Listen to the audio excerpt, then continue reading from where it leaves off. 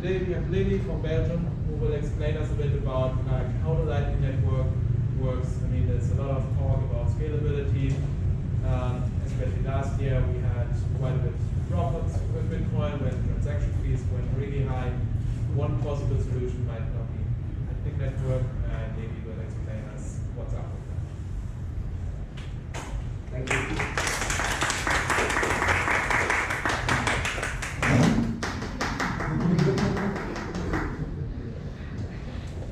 Thank you, Dominic, for giving me this opportunity. So it's great that we'll talk about the technology and how fast Bitcoin could be, but we have issues with like a small projector, so that's very good. But I will warn you, it's a bit technical explanation I will give you. It's about how Lightning will work under the hood. So it's I will use the drawing board to help explain it. I like also an interactional, so with a lot of interaction in the audience. So if you have any questions, please raise your hand and ask a question so we can all better understand this technology. So, short introduction about myself. I'm the co-organizer of the Bitcoin Meetup in Belgium. It's the largest one. It's a P2P Gent. It's composed of two parts. One part we organize monthly meetups to educate people about what is Bitcoin, how to use a software or hardware wallet, all kinds of stuff. The second part is we also have again Bitcoin stuff. This is more like a website that we use to help to convince merchants to accept Bitcoin in their store, which I'm also the contact person for that. At the moment we have around 20 active stores in Gent that accept Bitcoin, which is, I think, pretty good in this bear market with price aggression. I'm also giving my own start to Bitcoin workshops, which help to explain how to use wallets and store Bitcoin and buy Bitcoin and stuff like that. I help to spread the word of Bitcoin, and I worked 3 years as a consultant in human resources, so nothing to do with Bitcoin. But I quit my job because I found this more fulfilling and more interesting. So at the moment I'm traveling through Asia and giving presentations about Lightning. My last one was in Chiang Mai in Thailand, which was awesome. So the agenda for my presentation. First I will address the scalability problem. Second I will give you my opinion why I don't think on-chain scaling is a great solution, but feel free to give any proposals or comments on that. Then I will explain the technical inner workings of Lightning Network. Then if there's some time left, I can explain some cool stuff that's happening also. And maybe afterwards we can all set up a Lightning wallet and doing some Lightning transactions. So that's more agenda. So maybe if some people can see it, but so short of a briefly introduction of Bitcoin, like you all know it, Bitcoin, a P2P network, which invented in 2009 by Satoshi Nakamoto. But it was a great invention because he invented an algorithm, a network that you could use to transfer value across the internet with no trusted third parties in it. The network uses, or the technology that is used is that every transaction in the network is validated by every single node in the network, which is very trustworthy, it's very reliable, but it has some issues, especially with scaling, because if every single node, every single server on the network has to verify every single transaction, that's a lot of burden on the network. So at the moment it can process only 7 transactions a second with Segment activated. But if you compare with centralized service like PayPal, Visa, MasterCard, it can process around 26,000 transactions a second, but is on peak periods over 50,000 transactions. So Bitcoin has a long way to cover that gap. So what happened? Like some people witnessed, like Dominic also mentioned, in 2017 in December and January, beginning of this year, the blocks were congested. A lot of people wanted to use Bitcoin, but you had to pay very high fees, or your transactions were unconfirmed, which is not really ideal if you have a P2P cash system. I think in January I wanted to pay something and I had to pay $35 for a single payment, so not a great invention. So cool story about Satoshi, but it couldn't scale. So there was, of course, since the beginning there was a lot of confusion and about how to scale Bitcoin. Some people wanted to scale off-chain, some people wanted to scale on-chain, and in August the 1st of 2017, there was a split in the network. So from that point on, we have Bitcoin Cash and normal Bitcoin Core. And last week there was another split, another hard fork for people that followed it on Twitter. It was a lot of drama, but it was Bitcoin ABC we have now and Bitcoin SV, Satoshi's vision, which is like really popcorn time if you already a long time in the Bitcoin street. So great to see stuff like that happening. So first the good old on-chain days, scaling on-chain. So how should Bitcoin Cash, if it wants to scale, how does it look like? So imagine every single transaction should be included in a block. Then we should need massive blocks. At the moment, Bitcoin Cash uses 32 megabyte blocks every 10 minutes, and Bitcoin SV uses 128 megabyte blocks, which is immense. I heard like some nodes crash because they were downloading the block, which is so immense. So I did a simple math. If you have like a world population of 7 billion people and everybody wants to use Bitcoin, the number of transactions that an average user should need, if you have like, if it's not like a cashless society, but just like if you just use like 2 transactions a day, that's not really a cashless society, because like in Norwegian or like in Scandinavian countries, which is really cashless society, you have around 6 or 7 or maybe 8 transactions a second. So this is more like in a cautious example, but we'll do the math. And we take the size of a basic transaction, which is around 250 bytes. If you multiply these numbers with 7 billion people multiplied with 2 multiplied with 265 days in a year, multiplied by 250 bytes, we shoot around like 1.13 petabytes of data for storing the blockchain for just 1 year. If you divide it with a couple of blocks in 1 year, it should around 24 gigabytes of blocks every 10 minutes. So if you like to run a full node, maybe I should ask the question first. Are there people here running a Bitcoin full node on the network? Okay, all right.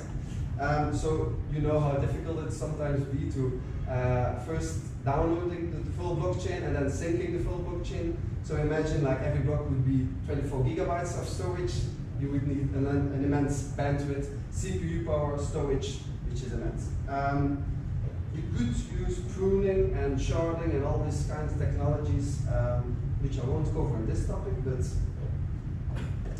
so if you want to use like scale Bitcoin on-chain, we all should need like this immense Google servers, which is very expensive, of course.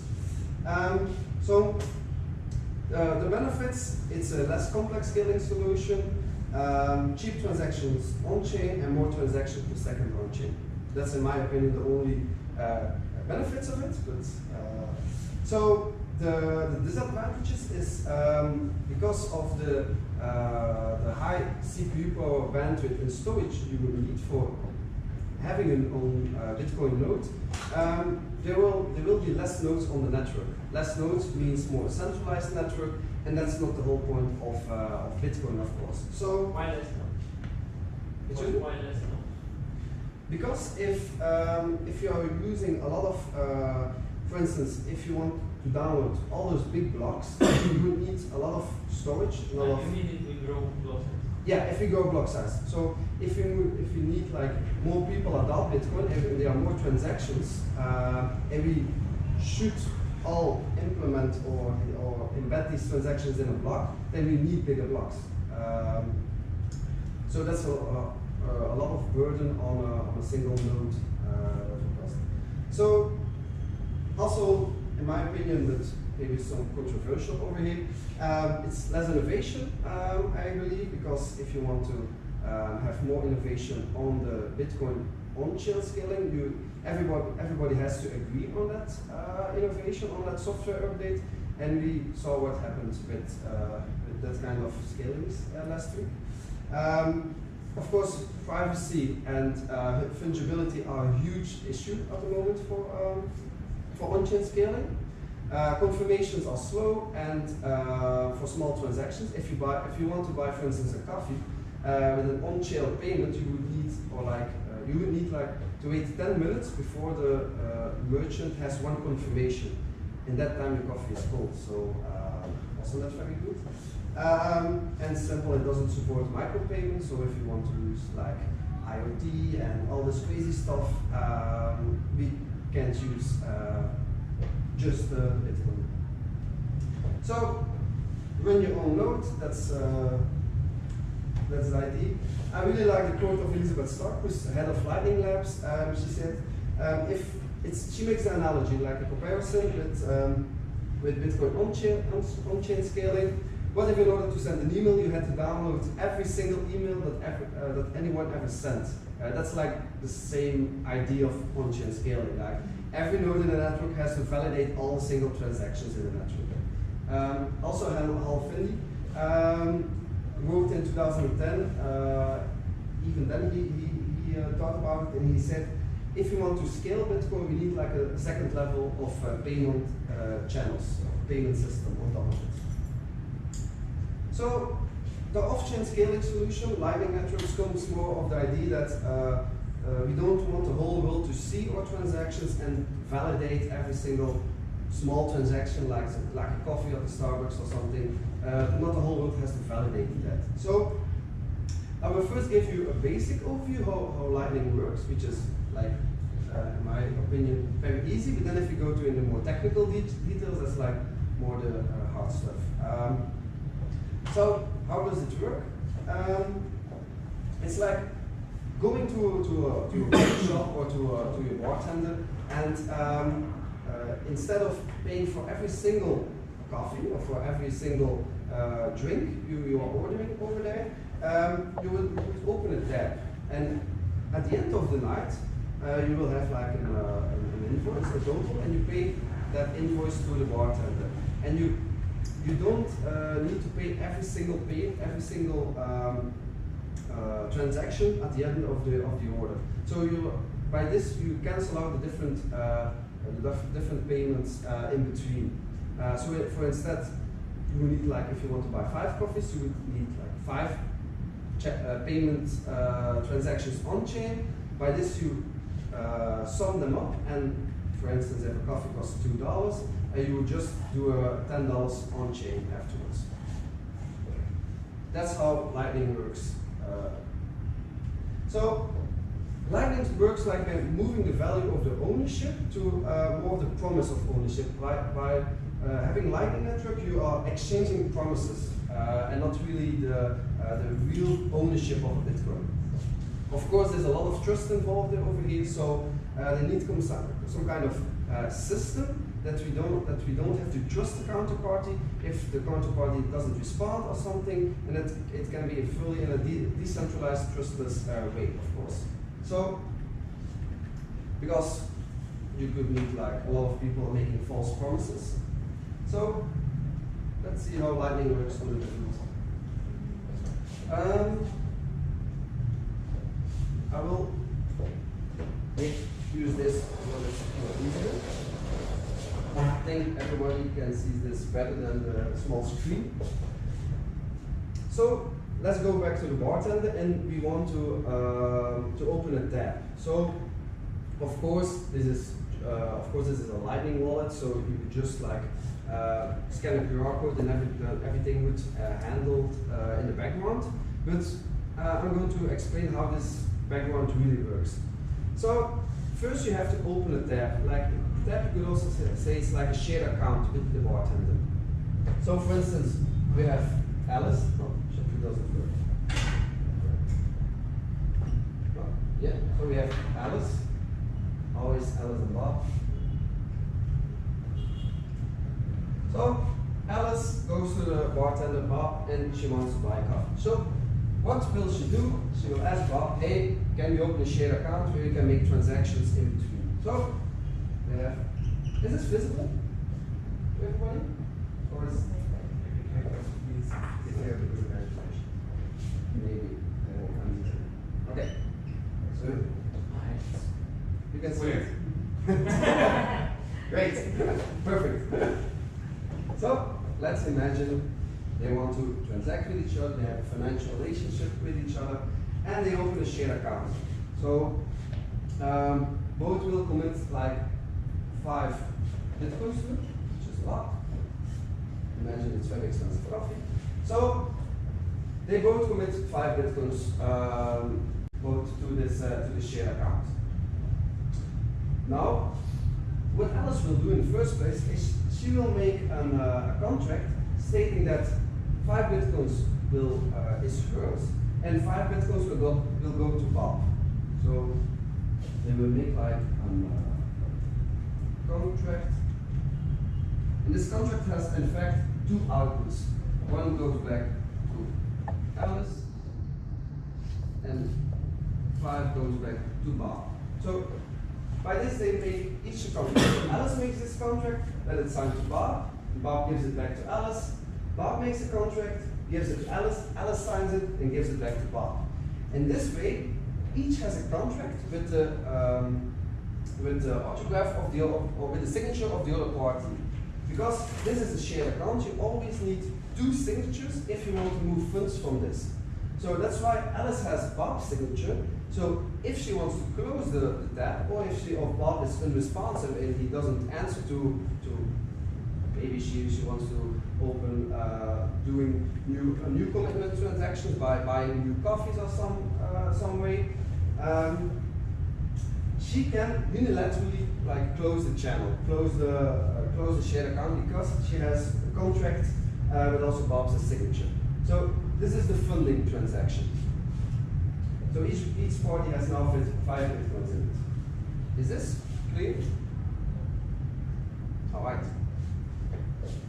The previous time in Chiang Mai, I also gave this presentation, and the cafe was very close located to the airport. And after 10 minutes, there was a plane passing by, and because of the noise was so large, the people couldn't hear me. And the organizers came up with the idea that every time there's a plane passing by, you had to take a sip of your drink. And it was more like a drinking game, the presentations, than really explaining life. So where's the drinks? Yeah, great. In airport. So, of course, this is only the funding transaction. So now Alice and Bob has like a shared account with each other where they can conduct funds to each other. But of course, Alice wants to buy coffee with Bob. So she goes to Bob, she says, hey Bob, I want to buy coffee from you. Bob says, hey, okay, it costs $1, or 1 Bitcoin for instance. So they make an update with, again, 2 outputs.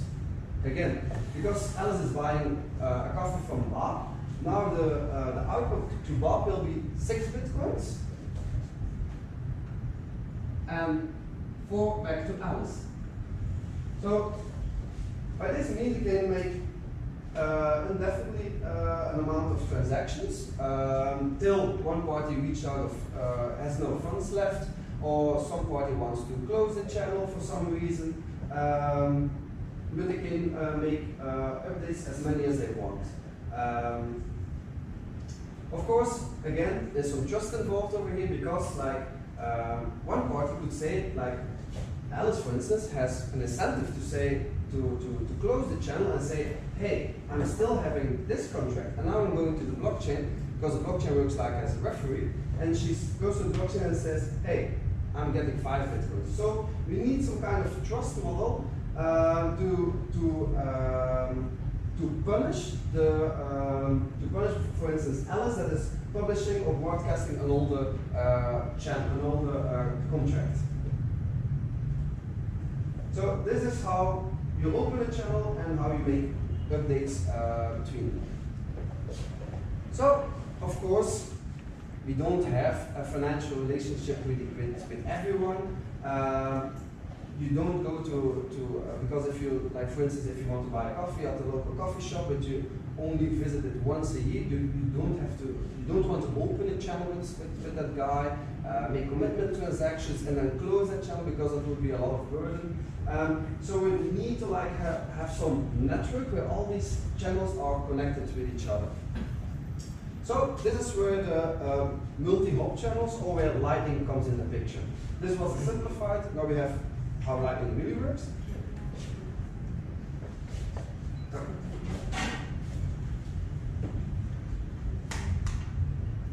Okay, so imagine we have Alice, Bob, Carol, and Dave. So Dave is a new coffee shop. Bob hasn't any coffee shop left, so he hasn't a coffee shop anymore. So Alice and Dave hasn't opened a payment channel to each other. They don't have like a really financial relationship with each other. But Alice has a financial relationship with Bob. Bob has a payment channel with Carol, and Carol has one with Dave. So Alice wants to pay Dave, but for instance, Dave, she only visits once a year, so she doesn't want to open a payment channel. So what does she do? She says, she sees Dave, and she says, hey Dave, I want to pay you, but I have to know somehow that you will really get the invoice, really get the payment I'm sending on the network. So Dave says, okay. He makes a lock with a key. Well, this is more like the hashing part of it, but I will explain it with, so for some people that know hashing, it's really a hash that's used over here, but I will explain it with a lock and a key, just more easy to understand. So Dave makes a lock, but he still has the key. So he gives this lock to Alice. Now Alice has this lock.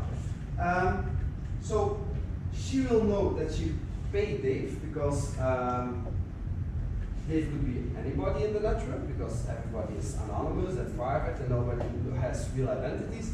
So Alice has to know somehow that Dave really got the invoice. So she sends this lock on the network, and she knows only Dave has the key for that lock. So what does she do? She sends this to Bob. So now Bob has this lock, and Alice makes a contract to Bob stating that, hey Bob, I have a lock over here. If you can give me the key to this lock, I will give you X amount of bitcoins, let's say 1 bitcoin. And you have to give it to me within, for instance, 3 days. If not, I will redeem my bitcoins. Bob says, hey, that's a really cool contract. If I find this lock, I will receive 3 bitcoins. I will receive 1 bitcoin. Of course, Alice knows Bob doesn't have the lock, so Bob goes to Carol, to the next one, and says, hey Carol, I have a contract. Red one also. Yeah, it's still the same lock. So Bob goes to Carol, says, hey Carol, I have this contract laying around here, and I want to give you this lock. Do you have the key for this lock? And if you give me the key, I will give you 3 bitcoins. Sorry, 1 bitcoin. Carol says, hey, cool contract. But no, I don't have the key. So She goes to Dave and says, knock knock, hey Dave, do you have the key for this lock? And of course, Dave made this contract, made this lock, so he says, hey Carol, I have this key laying around here for this lock. So yes, I will give you the key for this lock. And by this, she gives the 1 Bitcoin to Dave. Again, Carol has this key now. She gives it to Bob. So Bob says, you found the key. So Bob gives the 1 Bitcoin to Carol. And in order, Bob has the key, and Bob gives the key to Alice, and Alice gives 1 Bitcoin to Bob. This is how payments in the network are routed or forwarded to each other. Is this clear? In the previous picture, there was Alice, Bob, and the square in between. Alice and Bob didn't communicate at all. Here is also boxes in between, right? Magic code. Yes. So Alice and Bob don't communicate with each other, they communicate with some magic square. In the previous picture you had Alice, Bob, and square. Yeah. So that was the same. So Alice and Bob had a payment channel So with each other. everywhere here is square. Yeah, indeed. So Bob and Carol has like the square between each other. They all have payment channels between each other. And so by this means they can forward payments to each other. Yeah. Like the first picture, that's really the same between each hub, in fact. But basically, I mean, block coming from Alice to Bob to Carol, not to box in between, not to the square in between. Oh, with Bob only in block, right? Yeah. So Not the lightning network.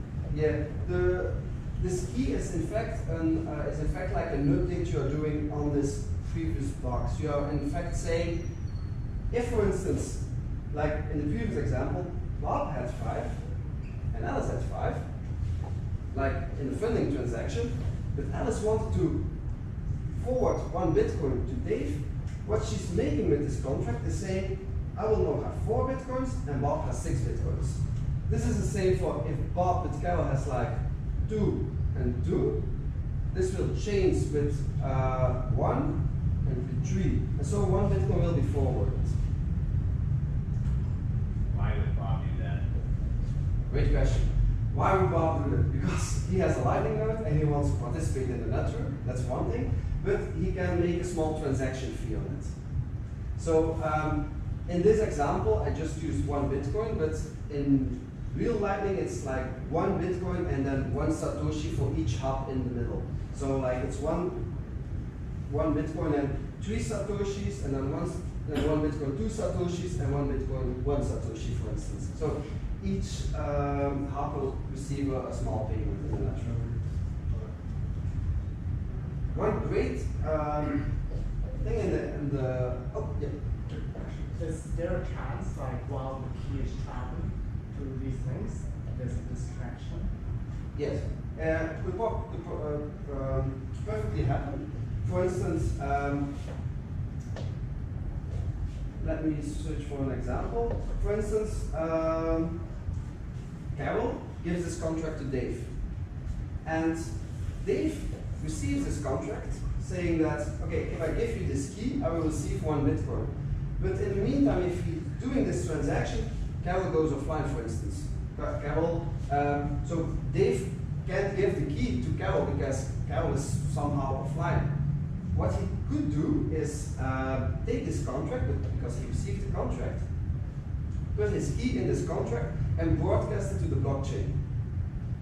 By broadcasting to the blockchain, the key is visible for everyone. So by this, Bob sees this on the blockchain because he has to monitor the blockchain, and he sees that Dave. So maybe this one is better. So let's assume this is the blockchain, the heartbeat of Bitcoin every 10 minutes. And for instance, Dave wants to give the key back to Carol, but Carol is offline. So he broadcasts the contract with the key to the blockchain. Bob has also this contract, and Bob is monitoring the blockchain if this key could be visible on the blockchain. So somehow they've broadcasted and Bob sees it. Because one important notion is that if you broadcast the contract, the key will be visible. So Bob sees this key, implements his contract with Alice, and he still can receive the payment from Alice. Now, what would happen with Carol? Because Carol could be like online, but after 1 or 2 days, she could be online, but she's still on the hook with Dave because she gave that contract. Because Carol was offline, the contract also states that she will receive back her money if she doesn't use the key. So, for instance, Carol receives her money back within 1 day. Because she was offline for 1 day, she will get her money back, and also Bob can reclaim his money because Carol was not responsive to that. Is that an answer to your question? Yeah. All right. Yeah. Okay. In this example, does at least Bob and Carol have to be full nodes? Excuse me? Does at least Bob and Carol have to be like full nodes on the Lightning Network? Good question. At the moment, yes. Because they have to be online for monitoring the blockchain, and they have to have Have to be funded, right? yeah, they have to fund, and simple because there's like they are building one, but it's simple. If you want to have a Lightning node, software is running on a full node, and you need a full node to connect it with. They are building Neutrino, which is a lightweight node, and with that you don't have to run a full node with that. But it's in beta phase. You could download it. I think it's really a couple of weeks or months old, so I didn't use it yet. But in that way, you could have like a Lightning node or a Neutrino with Lightning just on your cell phone or like a Raspberry Pi. So full Lightning nodes wouldn't actually be required at all? No, a full Bitcoin node for Lightning, you mean? Yeah. It's not. And in the like, future, if it's you not want to run a required. Lightning node now, you have to download the full Bitcoin blockchain, right? Sorry. If you want to run a Lightning node Yeah. now, Now? you need to download the full Bitcoin blockchain, right? But if you're a really good developer, you can use Neutrino. Right, that's what I mean. But yeah, at the moment, yes, Yeah. indeed. Yeah. So. But what you're saying with Neutrino is when that comes out, you won't need any Lightning network, any Lightning nodes to download the full blockchain. Correct. Indeed. Yeah. Indeed. You could say everybody is running a Neutrino and not an But Bitcoin full Lightning is node. also better. Excuse me? Lightning network is also in better values. Yeah. Indeed. It's live since end of January, so still very new.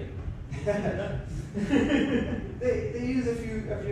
It works perfectly. It works fine. But if you're making huge amounts or big amounts on the network, your payment can fail because you are depending on the channel capacity between each node. For instance, if you want to connect 10 bitcoins to Dave, but they only have 1 and 3 on each side, you can require 10 bitcoins. So the bigger your payment, the more chance you have that your network will fail. But that's a network problem. It has to scale and adapt. But at the moment, I think in the full Lightning network, there are 300 bitcoins involved. So, which is not many if you want to have at some point 21 million bitcoins on the Lightning network. But so it's still very small, and you could like for playing Satoshi dice and all those funny games, you could use the Lightning network, but it still has to go, of course. If there were multiple paths, you could just break up the transaction into smaller ones that each had to handle. If one channel could handle one Bitcoin, another channel could handle Yeah. one, and you wanted to send to Twitter, can you just break that up? So if I understand it correctly, for instance, you want to connect one Bitcoin, yeah, and then you have like another channel also to Dave. That's called atomic multipart system, atomic multipart payment, sorry, AMP. They are still building it, but it's not finished yet. Because if we have this, then it would be a great way to scale Lightning and to also have like more liquidity in the network. Because now if you want to use big payments, it will fail, and then you can have like small payments. But they're still building it. Yes. At the very beginning of the blockchain, I just try to understand what you're trying to explain here is to explain the trust system online work. Yeah, correct. So it's like for Bitcoin, whenever a transaction happens, then you need to get like majority of the nodes verify that transaction, and that will be a valid transaction. So like for Lightning here, what I understand is that like for example the payment system, the remittance system, like people in country A want to transfer money to people in the country B. It's just because that you know how a network of people A, the person A know the people of the person B, and they trust the person B, and the person B trusts the person C. So by linking all of the nodes that they trust each other, that you can just get those related nodes verified for those transactions, and that will make the transaction lighter or something like that. So, did I understand right? No, that's correct if I also understand it correctly, but Somewhat, but it's all done without actually putting it onto the blockchain. yeah. This is all removed from the Bitcoin blockchain. I was just asking if it is transport to answer original. But they don't. They don't Because really. we're actively. They don't trust anyone. Yeah. Basically, that they don't trust. No, if Alice and Bob, Alice and Bob doesn't need to have a share account or whatever, right? But they have some kind of like, okay, I owe that person $2, or the other person owe the other person like $5, something like that. By somehow that I can trust you because you owe me, and then or you can trust me because you owe me or something like that. Yeah, The but- network will find a way that can like own the nodes, related nodes. Yeah, but it's not. There's no trust involved over here. You don't have to trust Bob, and Bob doesn't have to trust Carol. There's no trust involved because you are making contracts. Really, the contracts is fully trustless. So if Carol is malicious, or if she goes offline, or something happens with her, Bob will always receive his money back. He's by just relaying or forwarding the payments, he doesn't have any risks involved over here. So it's always like there will be some kind of like financial relationship there. Bob and Carol has like a shared account with each other, so they have like a financial relationship with each other. So they open the connection with each other, so they can do payments between each other. And because each party has payment channels between each other, they can forward payments